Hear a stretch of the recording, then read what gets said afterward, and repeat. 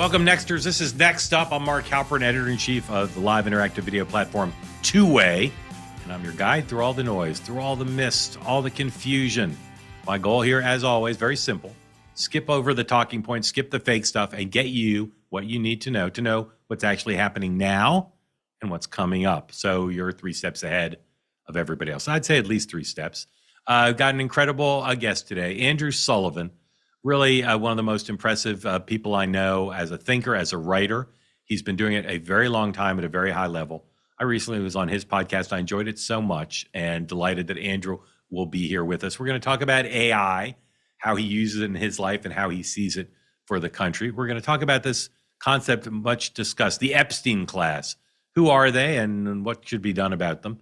And then I'm going to talk to him about the future of America. He's thought a lot about what Donald Trump has done to the country from his point of view. We're going to talk about who he would be his ideal to come next. Before we talk to Andrew, though, I've been doing a lot of reporting lately on what I think is one of the most undercovered stories, both now in the context of the Epstein files, but also as we think about people running for president in 2028, a topic we talk about here quite a bit, of course. I'm going to take you inside my reporting, both that I've done this week, but also that I've been doing for a very long time around the Epstein files, and then going all the way back to the start of my career covering national politics, is the shifting standards, sometimes a double standard, sometimes even a triple standard that seems to apply in different ways to different people in public life when it comes to scandal, controversy, disclosure. We've seen people commit offenses in the context of running for office or being in office that just aren't treated differently. 2 people can jaywalk and one gets the death penalty and the other just keeps walking. I'm going to explain as best I can how this has worked in the past, how it's working now, and how it may work in 2028. My reported monologue is next up. Small businesses are the backbone of the American economy, but getting funding from traditional banks can be an uphill battle. Of the 36 million small businesses in the U.S., over 70% report needing additional capital each and every year. While revenue is at an all-time high, big banks are tightening standards and approving fewer loans than ever, leaving owners stuck with mountains of paperwork. But if you want bank rates without the bank delays, check out cardiff.co/mark for up to $500,000 in same-day funding. Cardiff is the largest privately held small business lender in the United States, having funded over $12 billion since 2004. Their application takes less than 5 minutes, has no impact on your personal credit, and approvals happen in minutes with same-day funding. Banks try to lock out small businesses. Cardiff has the key. Big banks may not want to approve your business loans, but Cardiff does. If you've been in business for at least a year and you're pulling in $20,000 a month in revenue, apply now for up to $500,000 in same-day business funding. Go to cardiff.co/mark. Again, that's cardiff.co/mark. Real growth, fast funding. Cardiff, borrow better. All right, next up, my reported monologue on political scandal, controversy, contretemps. And of course, we're in the midst of now a lot because of Epstein. My first assignment, beat assignment in politics, was covering Bill Clinton in 1991 for the 92 campaign. And shortly after I started covering him, 2 massive scandals broke. By coincidence, I was the reporter who broke them both with ABC News. I had help from my colleagues, but I was the one who asked Bill Clinton first about Jennifer Flowers after the National Enquirer ran a story alleging a relationship between Bill Clinton and her, and then about the allegations that he dodged the draft based in large part on a letter that he'd written to the head of his draft board or an official at his draft board. And I was in the midst of, and you can go on YouTube, you can find clips of all this stuff. I was in the midst of just massive scandals. He was the front runner for the nomination. He was the it candidate for the cycle. And here he was enmeshed in 2 massive controversies that would have knocked a normal candidate out of the race. He survived those. He survived Whitewater. He survived more allegations from women. And Bill Clinton demonstrated then that he was superhuman as a political athlete. And so there's 3, at least 3, but 3 that I focus on then and since in covering political scandals. 3 strands of thinking. One is what are the facts? What are the allegations and facts? What are the charges against a public figure, whether they're in elective office, running for office, member of a cabinet, What are the allegations? Two is, how did they handle it? And then how does the press and other players involved, what do they do about it? Do they demand someone get fired? Demand someone quit the race? They demand someone be indicted, right? And every one of these is different. If two people are jaywalking, as I said, one goes to prison or gets the death penalty, the other walks free. What determines in each case? Some of it is what Hardy called hap. Some of it is just the vagaries of life. So, you jaywalk and then someone robs a bank. People are going to cover the bank robbery. Maybe you get through it. But it's more complicated than that. And I've seen it my whole career. And I'm always fascinated to see who survives and who doesn't, who pays a price and who doesn't, and how big a price if they pay one. There was a time when if you were nominated to be on the Supreme Court and it came out that you smoked a joint, you were done. You couldn't be on the Supreme Court. There was a time when you were nominated to be Attorney General. If it came out that you had household help that you hadn't paid Social Security tax on, you were out. Okay. Now those things are not factors anymore. But for a time, this was in the Clinton administration, those were decisive in some cases. Now we're just looking at all this Epstein stuff. And ladies and gentlemen, there are more stories coming. As I sit here today, I tell you, some of the people who've already paid a price or gotten a lot of negative coverage for their interactions with Jeffrey Epstein and Maxwell, even though the documents are out there already, 3 million pages, not everybody's read through everything. So there's more coming. And then the question is it survivable for anybody? What's the standard?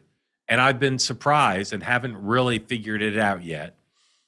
Some people in my hierarchy of wrongdoing, there are people who've done worse related to Epstein who seem fine in their jobs, in their lives, and then there's people who've done less who are already out of their jobs.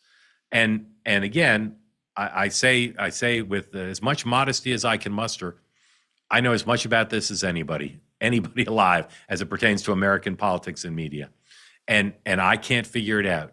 I cannot figure out the standards that are being used. Again, some of it's happenstance.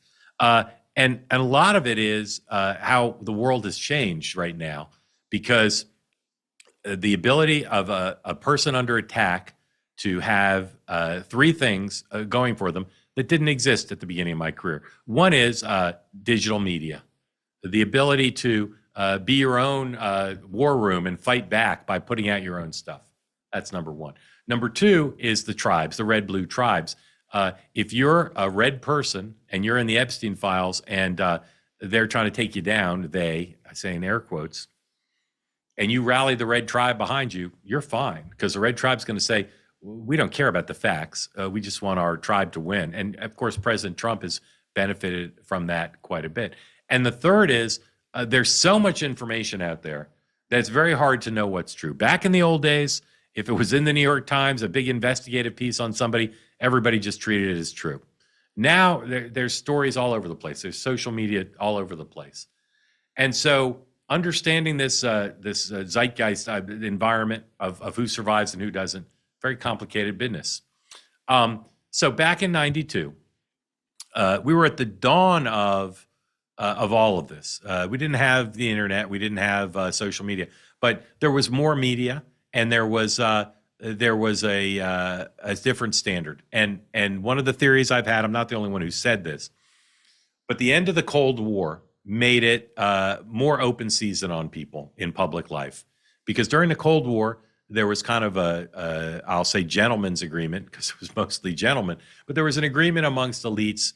You know, you can't go knocking out the president of the United States for stuff in his or her background, because we got to fight the Russians, the Soviets, and we can't change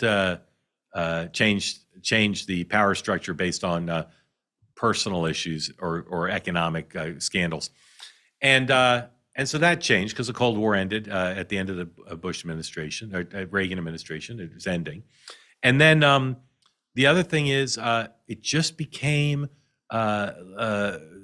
such that we didn't put our political figures on pedestals the way we did for a variety of reasons, not just because of the end of the Cold War. And also, there was just a enough new media that standards got lowered. The New York Times and the Wall Street Journal and the networks didn't have the monopoly they did. And so questions would get asked, rude questions would get asked by people who worked for Howard Stern or people who wrote for supermarket tabloids. So a lot of this stuff, as I said, started in 1992 in the Clinton campaign. And part of what drove it was Bill Clinton was a man who'd lived a rich and colorful life. Okay. And he got a lot of scrutiny for that, about his finances, his wife's finances, about his personal life. And the Clintons thought, under the old rules of things, plenty of presidents had affairs. President Kennedy, for instance, never got asked about it. And so the old rules would hold. And the Clintons tried to diffuse a little bit of the prospect that maybe the old rules wouldn't hold. They said to a room full of reporters before he got officially in the race, the Clintons were there together. He said something like, "I caused pain in my marriage, but we're still together." But that didn't hold. And he got tons of scrutiny for Jennifer Flowers and a whole bunch of other women. And from the Clintons' point of view, they were furious because they said, why are we getting all this scrutiny? Where's the scrutiny on the other people? And one of the people they wondered about was President Bush, who was going to be the Republican nominee. And they'd want to know, where's the scrutiny on him? Hillary Clinton, during the 92 campaign, did an interview with Vanity Fair. And here's what she said. This is A6, please. She did this interview in May of 92 is when it was published. And it's with a reporter named Gail Sheehy. Some of you may know her, some of you not. She's a very, very good reporter, very good at getting people to talk. And here's what Gail Sheehy wrote in May of 92. Hillary boils over at what she perceives as a double standard, that the press has shied away from investigating long-standing rumors about George Bush. And they talk about a conversation that Hillary says she had with somebody, a rich woman who said, they're going to circle the wagons around him. Now, President Bush, 41, was long rumored to have had an affair with a woman who worked for him on his staff. And, to this day, I couldn't tell you whether it's true or not, but I can tell you everybody in Washington, those of you listening to the podcast, I'm doing air quotes, everybody said they knew about it. And it was, quote unquote, common knowledge. And President Bush had never been asked about it. The Washington Post did a hilarious thing. They wrote about her. There was some controversy about this woman named Jennifer Fitzgerald. And they wrote about her and they said she had served under President Bush in a variety of positions. And everybody in Washington snickered at that. And the Clintons' point of view was, why is Bill Clinton's personal life getting all this scrutiny? What about George Bush? Everybody knows he's had this affair. But no one is ever going to ask the president of the United States, who's the incumbent president. Nobody's ever going to ask him about that. And then Barbara Bush did an interview and was asked about Bill Clinton and about the female vote. And here's what she said. This is 1992. S2, please. I've interviewed a variety of women, and I've talked to a couple who said they voted for Reagan and they voted for Bush last time, but this time they're going to vote for Clinton because they think he cares about women. Really? He does care about women. We all know that. So the Clintons are already seething about what they perceive to be unequal treatment. They're already seething about why Bill Clinton gets all this scrutiny. And then Barbara Bush says that. So then we get to the general election campaign, and some book comes out that has in a footnote a thing about President Bush and this woman, Jennifer Fitzgerald. And the New York Post writes like 3 stories about it. It's everywhere in the media. And President Bush is at Kennebunkport doing a press conference with the Israeli prime minister. And this was just not done back then. But Mary Tillotson, who was a correspondent for CNN, decided to ask President Bush about it. Okay. And it hurt her career. The White House basically said she can't cover the White House anymore. Here's President Bush, war veteran, had never confronted such intrusive personal questions before, but he got one from Mary Tillotson about this book alleging he had an extramarital affair. This is S3, please. Mr. Bush, uncomfortable as the subject is, I would think it's one in which you feel necessity to respond because you've said that family values, character are likely to be important in the presidential campaign. There is an extensive series of reports in today's New York Post alleging that a former U.S. ambassador, a man now deceased, had told several persons that he arranged for a sexual tryst involving you and one of your female staffers in Geneva in 1984. I'm not going to take any sleazy questions like that from CNN. I am very disappointed that you would ask such a question of me, and I will not respond to it. I haven't responded in the past, and I think I'm outraged, but nevertheless, in this kind of screwy climate we're in, well, I expect it, but I don't like it, and I'm not going to respond other than to say it's a lie. All right. Clearly a pre-written answer, and it's a lie. Didn't say what he said about the report was a lie. So, whatever. Anyway, then he goes back to the White House, and he's got an interview with Stone Phillips, who back then he was my colleague at ABC News. He worked at NBC eventually, and a great guy, a very good reporter. And he's doing an Oval Office interview with the president, and decides to ask him also about whether he's ever had an extramarital affair. Again, I can't tell you, if you're new to media and political media, you'll look at this, you say, well, yeah, people get asked tough questions. This was unheard of back then, okay? So here is, it's uncomfortable to watch. I've seen it a million times in my life. Here's Stone Phillips in the Oval Office of the White House with President Bush, right after that Mary Tillotson confrontation, asking President Bush another version of the question about this topic. S4, please. Governor Clinton has been asked directly. Be careful now, because So let this me ask interview you. might end. So let me ask you, Yeah. have you ever had an affair? I'm not going to take any sleaze questions. I gave you a little warning. You see, you're perpetuating the sleaze by even asking the question. Say nothing of asking it in the Oval Office, and I don't think you ought to do that. And I'm not going to answer the question. You were asked this morning to respond to a very specific allegation, which you very strongly denied. And I was just asking a more general question. Mm-hmm. And I've because just I think given it you the goes to answer. the point of I've just character. answered the question for you. That's it. That's it. Never answered a question, as far as I know. Never answered the question in public, at least. Lots of people in public life have done things wrong that they don't get asked about. Or if they get asked about it, they lie about it, okay? Howard Lutnick, Commerce Secretary, was asked, what about your relationship with Epstein? He gave an answer to a podcaster, said, it ended. I met him once. It was at his apartment, his home in New York. It was gross. Never met him again. Now we know he did meet him again and went to Epstein's Island, exchanged phone numbers, strategized, were in at least one business together. So there's, do you get asked, and then do you tell the truth? And a lot of times people will say, well, we could forgive smoking marijuana, we could forgive having an extramarital affair, but the people who decide these things, well, you can't lie about it, okay? So this is the Wild West now. This is the Wild West. From 1992 to today, none of you would be surprised if anybody running for president or in the Trump cabinet or the President Trump himself, you wouldn't be surprised if anything got asked by somebody, whether it's somebody who works for an old media legacy organization or somebody who works for Howard Stern or a podcaster. There's nothing that any of us would be surprised about if it got asked.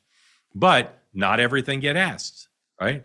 President Trump, of all the things he's been accused of, personal, political, financial, there's some combination of not enough hours in the day to ask him, but also some questions people don't want to ask, even now, even in the Wild West. This is where the happenstance comes in. Not everybody get asked about everything, even stuff that shows up in gossip columns or blind items on the internet. So there are two things I want to say about this. First of all, from the Epstein files, again, there are a lot of questions people might ask Howard Lutnick. I don't know if reporters are going to have access to him anytime soon, but will they ask him? Could be, maybe not. President Trump. Here's one of the many things that have been released from the Epstein files about President Trump. And again, as you know, he's all over them. This is from March 11th, 2019. This is A4, please. This is an email from Michael Wolff, the journalist, to Jeffrey Epstein.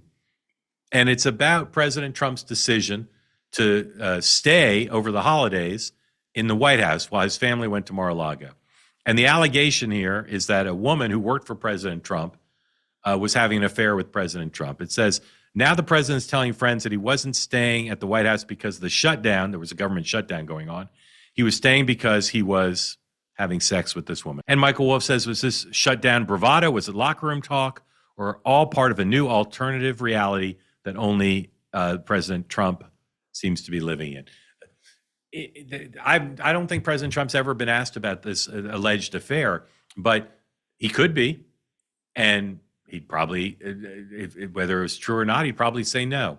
But in the Epstein files going forward, if you're someone who's named in there in an embarrassing way or a way that alleges impropriety, you may or may not be asked about it. You'll have to decide if you are asked about it by the media or somebody else, what you'll say, and then how it gets handled, how it gets received, how much follow-up there is. It's just crazily random. Okay? So that's in the context of the Epstein files. But the thing I'm really focused on now is 2028. We talk about it here so much. A lot of these stories come not from the Epstein files and not from reporters saying, I'm going to go look into whether prospective candidate X ever cheated on his taxes or ever embezzled money. They come from political opponents. They either come from political opponents within your own party, or they come from political opponents in the other party. Call that over the transom, right? Opposition research comes over the transom. Here's something that caught my eye the other day. This is not about personal wrongdoing, but it's about opposition research and trying to take down a potential rival. This is about Pete Buttigieg. This is from Axios. You can put that up. This is an item that appeared in the Axios, does a weekly newsletter about 2028. And they had a little item about Pete Buttigieg and the question of whether he did a good job as commerce secretary, as a transportation secretary for Joe Biden. And what the item says is, quote, they raised the question of whether he did a good job. And they say, quote, several of Buttigieg's potential rivals for the 2028 Democratic nomination for president are quietly beginning to pick at his work in Biden's cabinet as a vulnerability rather than an asset. So if you're a sophisticated reader, you know that what's happening is advisors to other potential candidates don't want to see Buttigieg do well, don't want him to rise up. And so they're quietly calling reporters and they're saying, no fingerprints on this, didn't get this from me, but he wasn't that great a transportation secretary.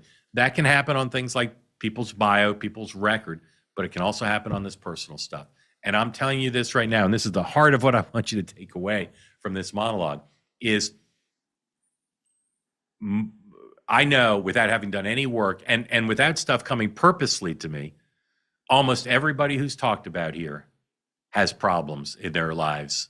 Not about whether they were good at their jobs, but personal stuff. And personal stuff broadly defined, not just about sex or drugs, personal stuff broadly defined. Financial stuff, family stuff, lots of stuff. And I can tell you that in the current environment, you're going to see this stuff sent to reporters.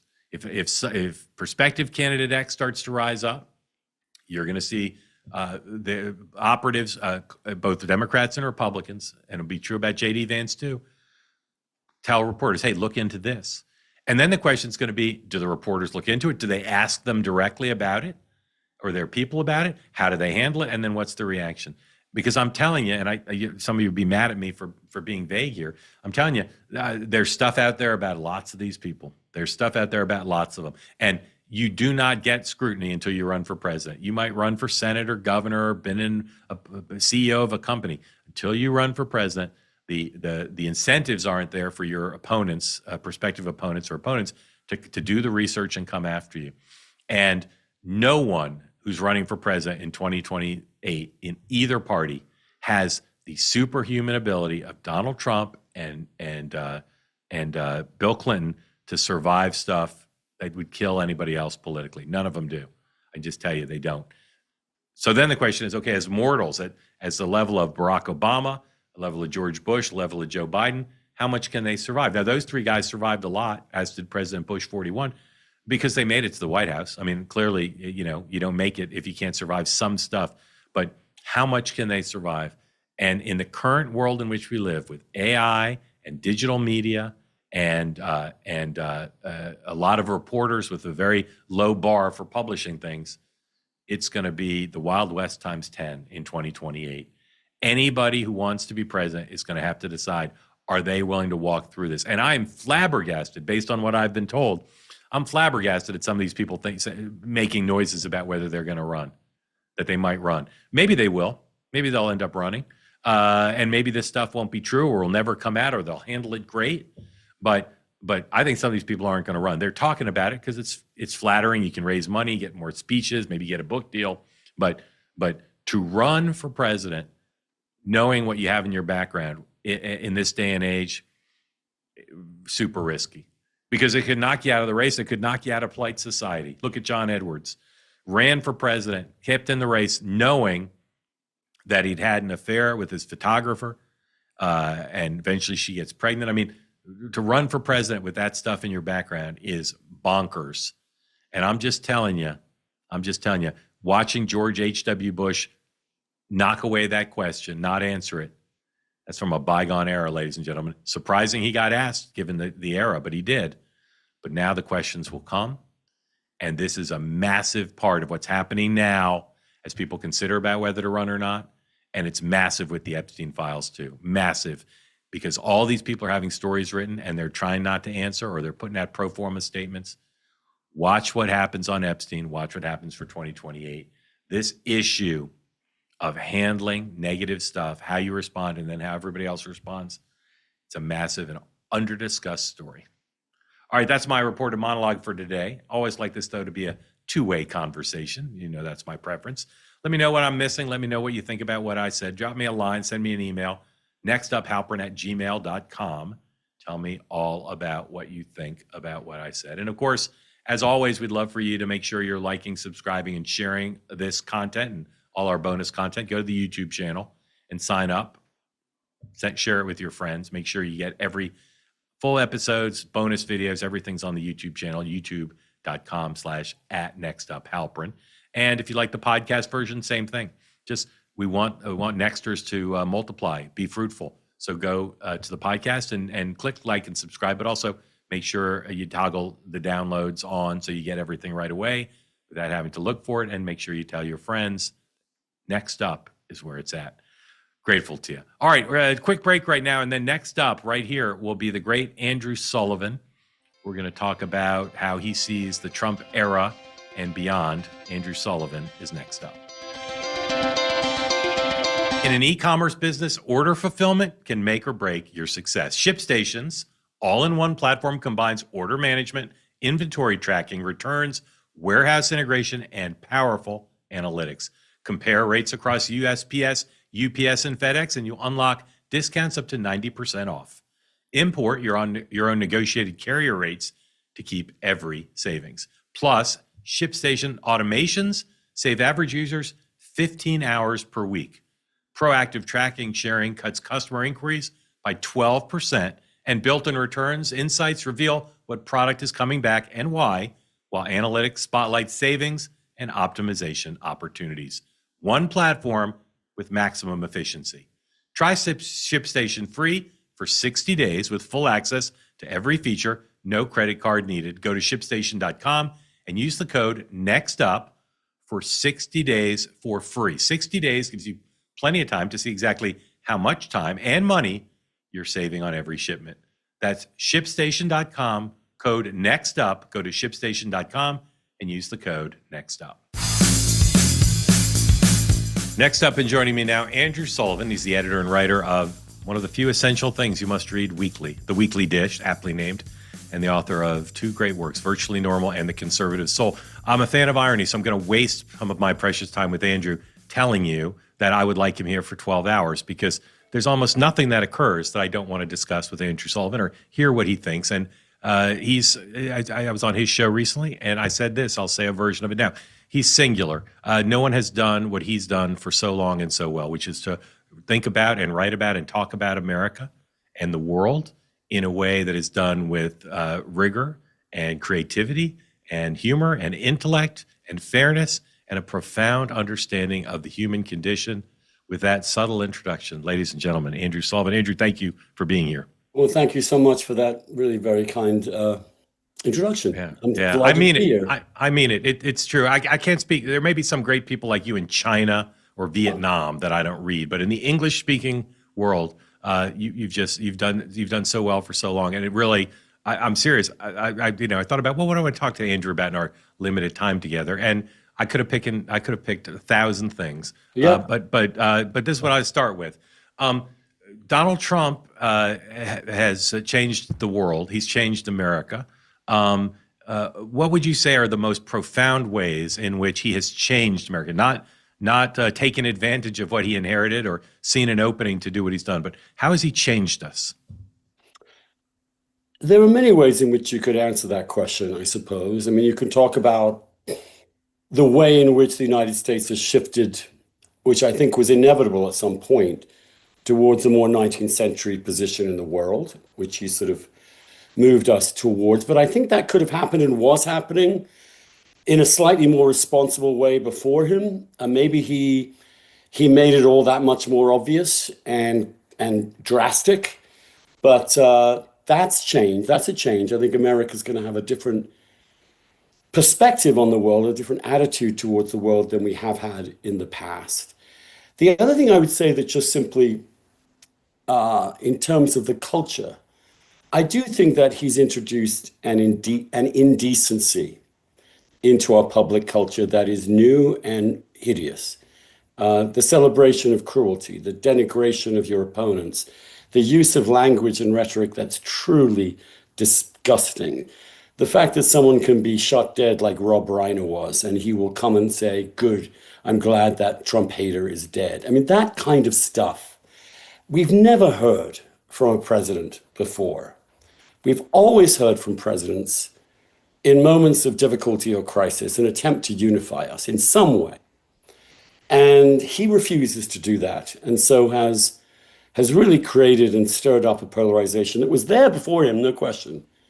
But he's made a lot worse, and I think a lot uglier than it ever had to be. And I worry about the consequences of that for our culture going forward. I also think just one other thing before I is that the use of the presidency has now become this extraordinarily powerful tool in American politics in a way that it has been getting that way for the last century. But the idea that we're going to have successive individual strongmen coming in from either party or whichever and doing whatever they want, in Congress being somewhat irrelevant and the court being very marginal, that's also not completely new, but he's taken it to a new level, and I think it's a bad thing. Yeah. I would like to drill down on all of them, but I'm going to focus first on the second one you mentioned, the coarsening of the use of the office to not just divide, but to denigrate people. It's commonly said that Republican office holders accept that. They pretend they didn't hear about it, or they say it's not the words I would have chosen rather than condemn him. They say they do that because they're afraid of him. They're afraid of his movement.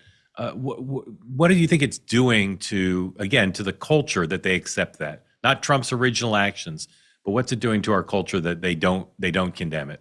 Well, liberal democracy depends upon people of different perspectives being able to have some kind of conversation that isn't simply yelling. I mean, I'm thinking right now of yesterday's hearings with Bondi. Yeah.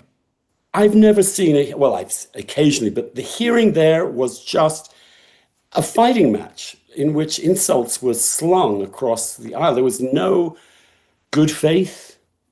There was insults in both directions. The sense that a representative of an executive branch should pay deference to the legislators, at least in a formal way, except they have a role in subjecting the executive to scrutiny, and the executive shouldn't just simply respond to that by insulting them. Maybe they went over the top too. That's what happens in this dynamic. But if we can't communicate with each other, if we can't actually have a conversation that respects the other individual in some way, you could disagree with them on everything, but still treat them like a decent person, then I think we lose the capacity for have a democracy altogether. I don't think most people are there in America. I think most of us are still relatively reasonable folks. We don't want to insult everyone we meet. But if the president particularly sends a signal that it's more important to malign, smear, insult, denigrate, rather than engage, criticize, argue, debate, deliberate, then our whole system begins to seize up. Let me give you a hypothetical that with a purpose, and this could be a 6-hour answer, but you'll just give me your top lines. You can go in a time machine back to the day after Barack Obama is reelected in 2012, so November 2012, and you can bring any two people with you. And the mission the three of you have is stop Donald Trump from being elected in 2016. What could have been done? What could you and your two compatriots do? Well, there were some elements in late Obama that I think the left began to get out of hand and give oxygen to a populism that has some completely genuine and legitimate complaints about our political system. Right. So, for example, I would have been worried about, for example, the use of Title IX at the end of Obama, where he did the fiat about boys and girls being unable to be distinguished in every public high school. That was outrageous. But I think primarily I persuade Hillary Clinton not to run for office. I think that would be the main thing to do, that she was finished. She'd already run. She'd lost once. She'd been in the White House for 8 years. There was no reason for the Democratic Party to put her up there as the candidate. And she had weaknesses that were so easily exploited by Trump. I think she was almost his perfect foil. Yeah. And so I wish the Democrats had figured that out. I mean, if they had run Biden in 2016, I think Biden would have won. Yeah. I mean, there's a case to be made that almost anybody else but Hillary Clinton would have It was beaten her Donald Trump. arrogance, her sense of entitlement. Yeah. That So you would have helped her. brought her back with you and just say, don't run. And that solves the problem pretty quick. You've been again, part of why you're singular, I believe, is because you've written about the excesses of the left, not just from a political point of view, but from a societal and moral point of view, but also a searing critic of Donald Trump in so many ways. What's the status of all those impulses that led to the excesses of Title IX, that led to a woke takeover of the New York Times newsroom, led to the woke takeover of corporate boards? What's the status of all that energy, all that passion? Has it been snuffed out? Has it been eliminated?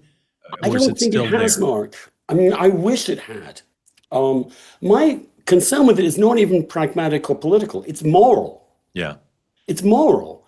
You treat people as individuals, not by their identity or race. You don't discriminate on basis of race or sex. You understand reality, that there is such a thing as the sex binary. I mean, this is a moral question. And for me, one of the issues that brings us to bear is the trans issue. And we're currently, it's in terms of the public and intellectual debate, the arguments in favor of sex changes for children have been demolished.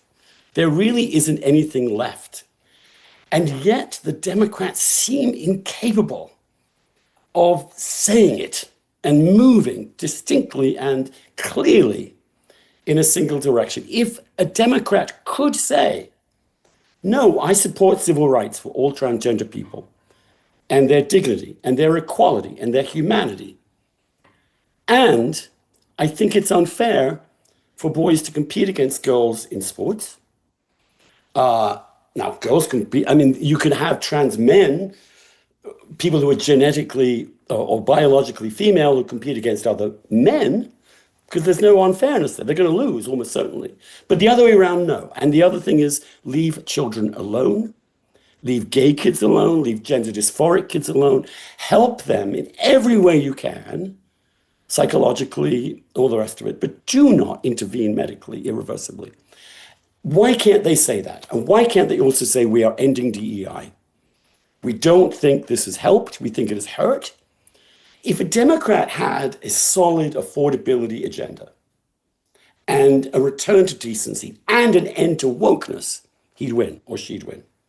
Yeah. But the third stool, it's so hard. You saw, there's an interesting piece in The Atlantic about the Mellon Foundation. The forces pushing wokeness have not been grassroots. A lot of them have been foundation built.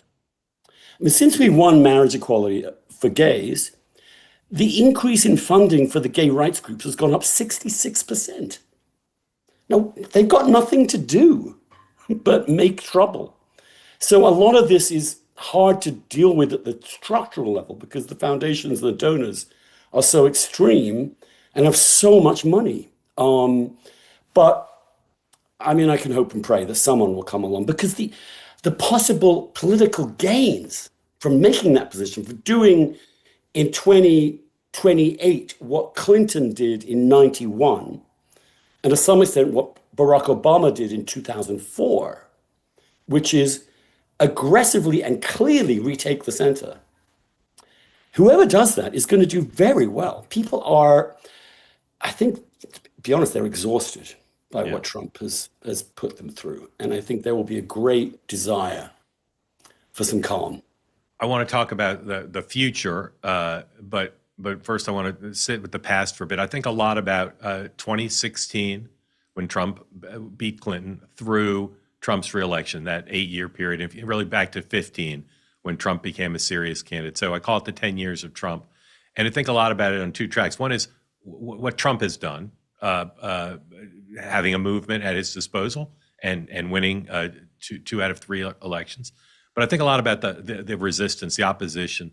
And if you asked people on the left, who are the heroes of the last 10 years in making the left powerful and effective and confronting Trump, a lot of people on the left would say Adam Schiff or people like that. And I'd say no. They've contributed. You and I've talked about that. They've contributed to the problem in a variety of ways. Who are your heroes? Who will history say from 2015? Obviously not Hillary Clinton. From 2015 to 2025, who are the heroes of resisting Trump effectively, from your point of view? Well, the resistance has not been effective, so no one has succeeded in doing that effectively. The people I respect are the people that didn't lose their integrity. I'm thinking of conservatives. I think of myself in that direction, who have not surrendered to unconservative ideas. So I'm thinking about people like at the National Review, Andy McCarthy, for example, or Jonah Goldberg, who've really stayed the course, even though the incentives were so directed against them. I think of people like George Will, whom I revere, who's just hasn't been contaminated. I think of people like Tom Massey in the Congress, who I would happily vote for him for president. Even Marjorie Taylor Greene, we're talking about a crazy MAGA person, but no, she's a sincere MAGA person, and she can see the level of corruption and insincerity in here as well. So there are some heroes. I think the people that did the most damage were the people that thought the way that Democrats tend to think is that we can do this through the law, we can do this through some processes, we can have some magic bullet that gets rid of him without actually doing the political work of producing a solid alternative that addresses the questions that he addresses. And so the other key issue for the Democrats is immigration. We don't know yet what they're going to say next time. I mean, they're going to have to be asked, are you going to open the border again? What are you going to do? And unless they have a clear statement that reassures people that we will not go back to Biden, but we're going to move forward from Trump, the Republicans will win again.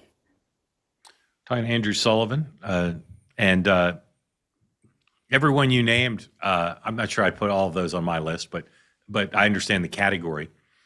No one in the Democratic Party, you've named people of the right who've stayed principled to conservative values and at times expressed disdain for Trump's rhetoric and style. Is there no one, and maybe the answer is no, but is there no one, not a member of Congress, not a governor, not a Democratic intellectual? I'll give you one, and Please, I'm not forcing Bill Galston, who has a column in the Wall Street Journal. Maybe it's a kind of person.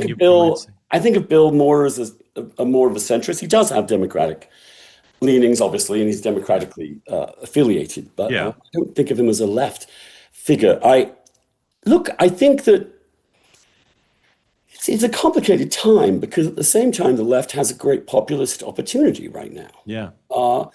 And I don't think the sort of Starmer, Kamala Harris, Blair in the middle is going to work for them. They do have to have an argument, and I think this is going to probably become very relevant with AI, which is who is looking out for the middle classes? Who really is? And not the upper middle classes, the middle classes. Yeah. The 60th percentile. Right. And who are dealing with education costs, healthcare costs, grocery, all of it. And there's a chance there to say, look, we do have an Epstein class. They are distorting everything. They do have too much power. You have an argument that you would get from the Gilded Age, against the Gilded Age. And I think you can make a good argument for that without it seeming as if you're just becoming a socialist, because what you're doing is trying to rescue capitalism from itself. Yeah. Just more on this question of the failures to confront Trump effectively, not just to beat him in 2016 or beat him in 24 in the election, but to check him, because people who feel about Trump as you do, about Donald Trump as you do, which is tens of millions of people, look at him and say, this guy is, even if they don't think he's nuts, senile, they think, well, this guy's stupid, he's unappealing, he's not a very good manager of, not very disciplined. And yet he's won consistently. And he's come in the second term, and he's gone after law firms and universities and corporations in a way that is representative of how weak they are. And so harder now because he's come in more experienced, but I just look at the period from 2015 to 2023, say, and just say, who could have stood higher, not just to make a point, but to actually check him. I mean, so for instance, in 2020, I said, well, Trump's going to run again, and he's got a good chance to win. And a lot of people said, oh, no, he's done. And then he starts to get indicted, and they said, well, now he's indicted, of course he's done, rather than what I said, well, this will make him stronger for the nomination in the general. So again, who missed the moment? The ACLU, university presidents, who missed them? George Soros and nonprofits, who missed the moment to check him? For me, the key moment in checking him the second time around were the primaries. And the lawfare campaign, as you point out, rescued him in the primaries. It was the idiotic Bragg indictment that was timed perfectly to get him a bump in the early primaries. I wanted DeSantis to do better because I wanted a non-Trump alternative that would represent some of the things that Trump could. But the other thing to be said, Mark, is he is a world historical genius at demagoguery. Yeah. He has extraordinary talents, and he has an extraordinary will. I mean, honestly, I'm in awe that you would end up as where he was after January 6th, having basically been thrown to the side rightly by almost everyone, to come back from that and to win another victory. Staggering. I mean, Yeah. it's very rare that you see that kind of raw politics. Yeah. Raw I wish there talent was a way to quantitatively measure not just the talent, but the will, because I know Bill Clinton had it too. And you think, well, the two George Bushes and Barack Obama and Joe Biden, they must have had a lot of will too, because they got elected president. But I don't even think those four guys are close to Clinton and Trump. Trump would have gone to jail. I mean, that's the thing. I mean, he was fighting, partly unlike Clinton, he was fighting to protect his very being. So there's a certain elemental power in that.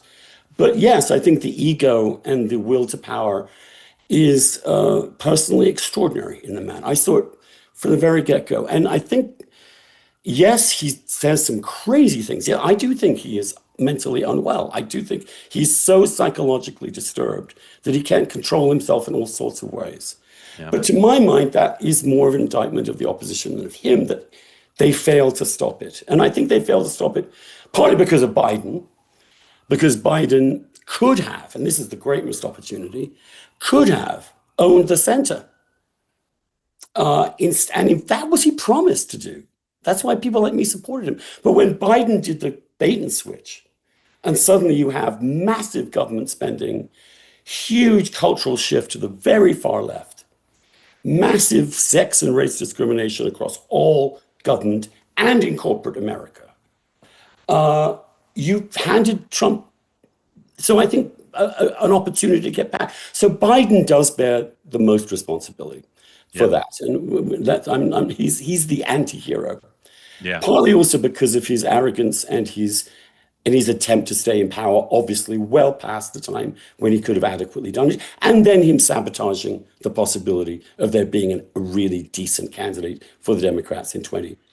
So they couldn't agree more. And of course, not a surprise, because Joe Biden's entire career was just whatever the Democratic Party was at the time. He had no desire or ability when to I lead. saw that he had junked his own Hyde Amendment, when he junked his own Religious Freedom Act from '93. Yeah. I was, what happened to you? Like, where are you?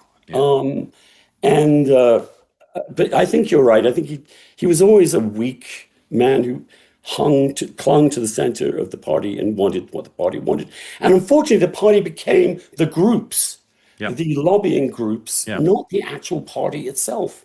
So not the members of the party, but the activists and the people who are very much self-selected from the far left. And so that was the other. We forget the American people rejected Trump. They voted against him. Yeah. So they told us they were prepared to do that. Yeah. But when the Democrats then gave them the most left-wing agenda that they'd ever done, of course they were like, well, whoa. It's one of the most undercovered stories of our careers, and unless one or both of us take a break and write a book about it, I'm not sure it'll ever be told sufficiently. Which is, how did the Democratic Party let the guy win again? What happened from 2020 to 2024 that allowed him to win again? Because it really wasn't plausible. And I take your point that the Republicans could have stopped him in the nomination fight, but they didn't even come close. No, they didn't even come close. And the reality is, there was, up until 2024, there was a majority who never wanted Trump to be president again. And the Democrats produced a majority who said, yeah, we'll take him back. I know. They did it because of immigration and because of inflation and because of cultural extremism. And as you and I have talked about on your show, and the media. Yeah. We're going to take a quick break. When we come back, we're going to talk about the most en vogue topic around, that Andrew mentioned already, which is the Epstein class. Andrew Sullivan and the Epstein class are next up. Hey, are you being lied to?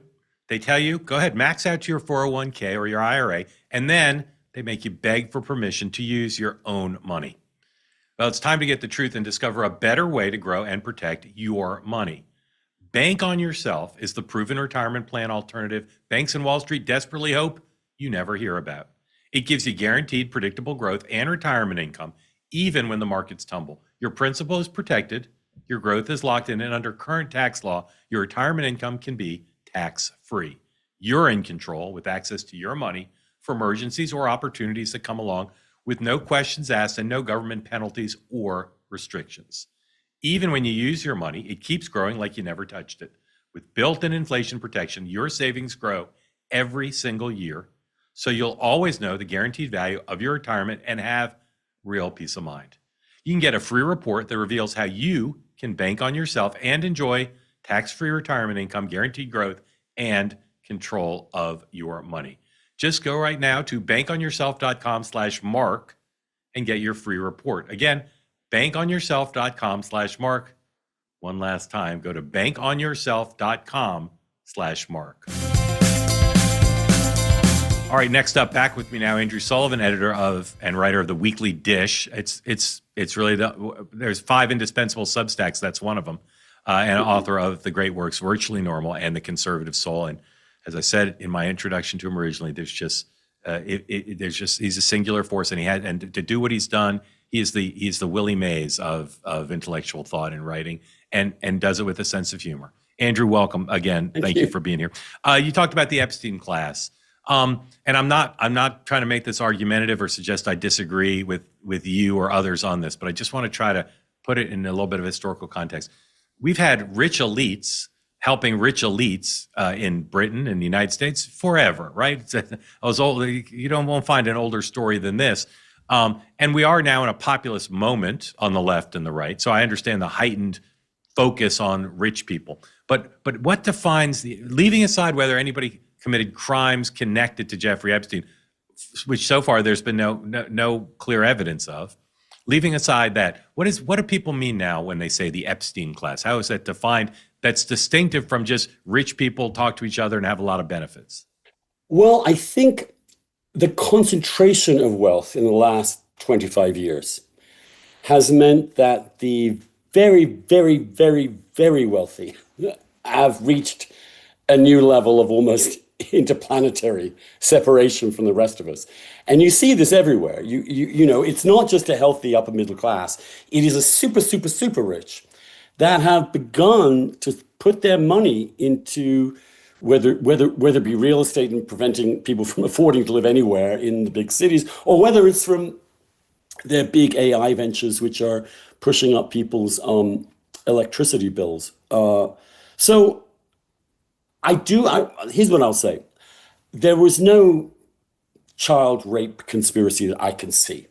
There's a disgusting human being and probably a handful of people involved in his horrible schemes. Then you have the classic, and you're right, it's been there forever, hobnobbing and networking and backslapping and all that I find distasteful and I think most people find pretty awful, but is there. I do think that the fact that they are that much wealthier than they used to be, and that people are struggling, and also that social media allows gossip and paranoia and conspiracies to have greater traction than they might otherwise been.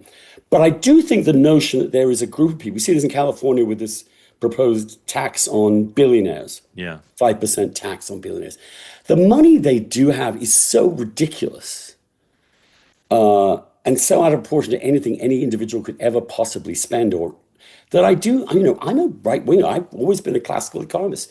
I do think there comes a point at which if a superclass becomes too powerful, a democracy can bring them to heel. Yeah. And someone's going to have to do that. It had to happen in the early 20th century. It's going to happen now, I think. The question is whether you do that with the least damage to our capitalist system. We've had people in the past, but have we ever had people with the kind of power of Musk and Thiel really in the middle of the federal government the way they have been? Maybe not. Maybe not. I mean, but there have been big industrialists who've come into the government before. Yeah. Maybe digital technology allows it, and we don't know much about AI. Truly, we'll have to have humility about it. But there's no doubt that it will make rich people richer, at least in the short term. There's no doubt that it will make rich people, give them an advantage in all sorts of ways. So this will almost certainly be an exacerbation to the problem you're citing. And when you can't afford your hospital bills and you're reading stories like this, it's infuriating. Right. So you mentioned the California tax. Again, you also said minimal damage to the free market system. That's going to be damaging to the free market system. It just is. Yeah. It may have upsides, but it's going to have downsides. What are the solutions to income inequality and the not just the practical thing of, okay, how do we get these people having less of the wealth and more evenly divided, but the cultural aspects as well? Well, I think you have to move tax rates for the upper middle and top up. I'm sorry, I think we're going to have to do that. Yeah. I think we should also focus on providing affordable healthcare for people. I think, for example, the universal childcare idea, which the Democrats are putting out there, could be very potent. In other words, you don't merely attack these people. You propose things that will help regular people get through life more easily. And I think that's going to happen. It's happening across Europe in many ways. And I think that's the only way to really tackle this. But again, I think with AI, I don't know what the world economy is going to look like in 2 or 3 years' time. I really don't. And I think if we see considerable layoffs or unemployment rising in the white collar class, that provides classic historical context for serious revolutionary Yeah. disruption. Let me And ask you I a few. think Go ahead. that's a complete possibility on the left. I think we've worried about populism on the right for all sorts of good reasons. I do think there's a potential on the left for this that could get out of hand. And I do think the way that the upper classes are operating right now is begging for it. Let me ask you a few AI questions. How are you using, we ask regularly on the program, how are you using AI in your life? I only use it really to help my research, which it has helped a lot. I use the best AI and I can find stuff out more quickly so that when I'm preparing for a column, I can do a really deep dive quickly in a way that I would, I'm happy searching, going through finding various pieces. Now I can see them all in one go very quickly. I can see it. I can go through it. It's improved it a great deal. But that's it. I'm kind of a little allergic to it. Yeah. You know what I don't like? I don't like talking to it. Yeah. I don't know why I have this aversion to that. If your dog had a funny rash, would you use it for that? Oh, yes. Yeah. Okay. Oh, What yes. about if you were planning a vacation? Would you use it for that? Yes.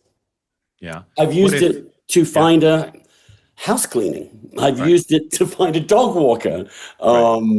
So you are using it for more But that's things. not where it's going to really make a big difference. Well, I mean, not for the society at large, but in individual lives, it certainly makes you more efficient. I mean, when I remember to use it, their tasks that would have taken me over an hour, they take me 4 minutes. That's an extraordinary time savings. The thing about efficiency, yeah, it does.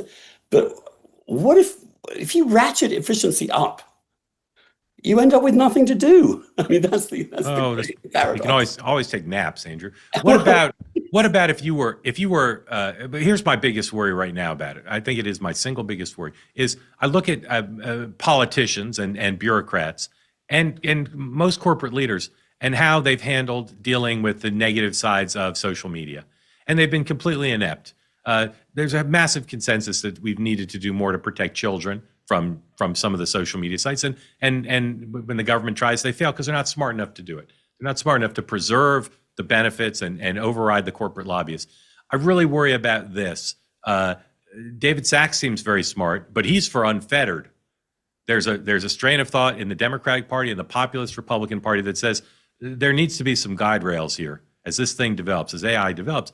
I just don't see anybody smarter. Do you see people, I don't know if you are a fan of David Sachs's intellect, but do you see people in our society, whether they're academics or business people or government officials, do you see people who are smart enough, individuals you can name, to say, yeah, I trust them to figure out the right balance between freedom and protection?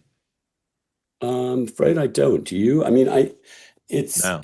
and I think that's maybe the case with truly revolutionary technologies, that it's unknowable in advance. It's difficult to know even how you're going to grapple with it. And the scale of it is so hard to get your head around. For example, I think there's a real concern that kids today are being bombarded and have access to forms of pornography that are screwing them up horribly with respect to their emotional and sexual lives. I think that one of the things we've seen is this upswing in mental illness among the young too. I think you could start with the young. I think you have to protect the young. I think you have to protect them from social media. And I think Australia has just put in a ban for 16-year-olds and under from using, a total ban. Yeah. Now, Do you think that has a chance to work? I'm not sure it does, because the whole point of this technology is that it can run around attempts to stop it. It can start somewhere else. It's global. So part of me thinks we're just going to have to adapt. There's no way you can really control this. There's no power. There's no government strong enough to control the force of this. And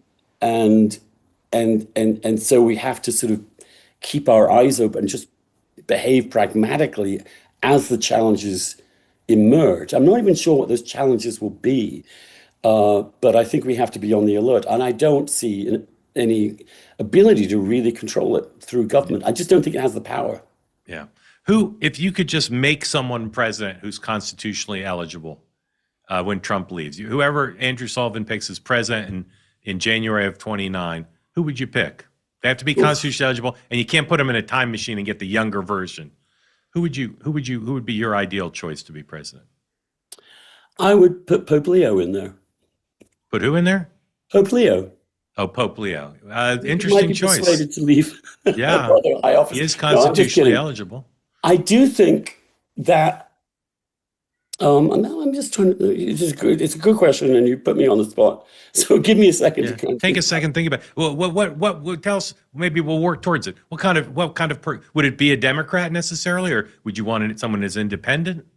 I don't care really. I think I'm a small C conservative, which means that my core issue is in keeping the whole project of liberal democracy on the road, and that will require, it seems to me, to conserve it, occasionally going from right to left, because we need to adjust as the world changes. So I would love to see a moderate Democrat or a moderate Republican with the ability. I'd love Tom Massey to run, for example.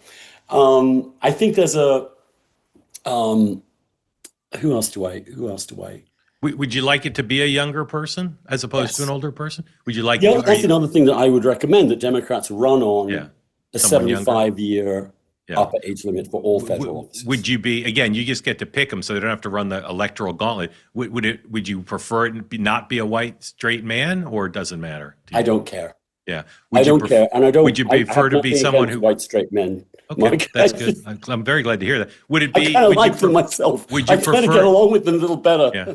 Would you prefer it be someone who's worked in government or been not in government? A mixture, I think. I don't want a total newbie, because we've seen what that can do. Yeah. And Trump. I mean, the thing about Trump also that's interesting is that it is in many ways an operational tyranny, within a constitutional system, because he's deciding everything.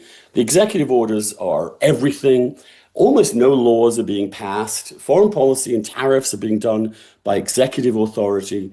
The big support for example, the massive detention centers that he's passed may wither with the midterms. So there's a chance he's going to be what one might call a temporary tyrant. In other words, that the things that he's done can't last because he hasn't really put the foundations in legally, legislatively, or even won the political majority for them. So it's quite open, I think, once we move forward from that. I like to use ChatGPT during the show, and I've asked them to make us a list for you. Who'd be a good president for Andrew Sullivan? Younger, moderate Democrat with both government and private sector experience. All right. What do they say? Any other traits? Republican, for that matter. A Republican as well. I mean. Okay. All right. Any other traits you want to add? Clarity, the ability to communicate easily with regular people, the way that Trump can, however disgustingly. Good communicator with regular people. Anything else? I'd rather they came from the working or middle classes. Personally, as a human being, yes. Make a list. I like people. You see, the thing is, here's my problem with Pete Buttigieg is that he's never had a struggle. It seems. Yeah. I want to see someone who've overcome. Okay. Here, let's see who they spit out. Let's see if we can get you. We can pick your president right here. Yes. It's taking a very long time here. Yes. Well, there you go. Here's a cross-party list of younger, pragmatic, working-class-rooted leaders who fit the kind of profile Andrew Sullivan tends to admire. Oh, okay. Here we go. Josh Shapiro. I like Josh Shapiro. Wes Moore. Say what? Wes Moore. Yeah, I thought there were some issues, I think, a little bit around him, aren't there, of credibility. Yeah, there are. Abigail Spanberger. Yeah. John Fetterman. In a way, but no. No. I mean, I can see the appeal. Yeah. Larry Hogan. Yes. Good choice. Chris Sununu. Kind of, maybe. Yeah. Brian Kemp. Jared Polis, I'm thinking of. Yeah, Jared Polis was on the first list. I don't know. He dropped off on this one. Maybe I don't know about his background. Does he have a working class background? I don't even know. I don't know either. Not many Jared Polises would, I think. People with that name, you mean? Well, yes. I mean, I don't know. I mean, we'll figure out. Probably has a I don't know, maybe I'm being prejudiced there. All right. Last question. We'll go back to Donald Trump. What odds would you give? 0 being 0, 100 being definitive yes. What odds would you give that Donald Trump will go down in history as a successful president? 1 to 10? 0 to 100. 0 is no chance. 100 is he's Abraham Lincoln. 15. 15. Huh. That's awfully low. What if he ends the Ukraine-Russia war? What if he disarms Iran? What if the economy grows? Even if he did all those things, I don't think those things are plausible. Even then, you'd say unsuccessful president. The damage he's done to our constitutional order and to our political culture and to the sense of honor that the White House and the office of the White House should represent to the world. I mean, I am humiliated and embarrassed as an American to have this guy represent us around the world, because he does not represent the best of America.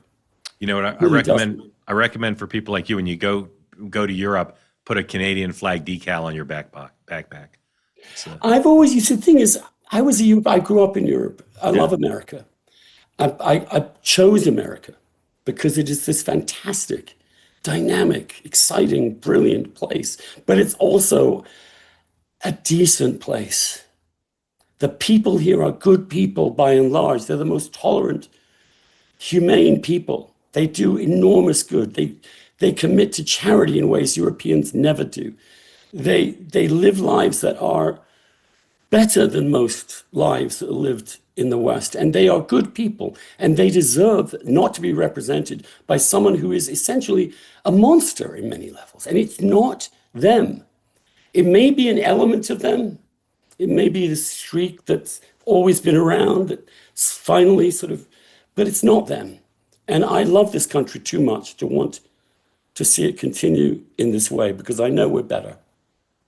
Ladies and gentlemen, right now, pause what you're doing. Go on your web browser, type in Andrew Sullivan, subscribe to the Weekly Dish. It's a gift that it exists. And Andrew, I'm so grateful to you for coming on. I will swap podcast appearances with you any day of the week. Good. Well, have me on again. I'm happy. Okay. It's very sweet to me, and this has been really interesting, challenging actually, because I am kind of bereft of thoughts as to who.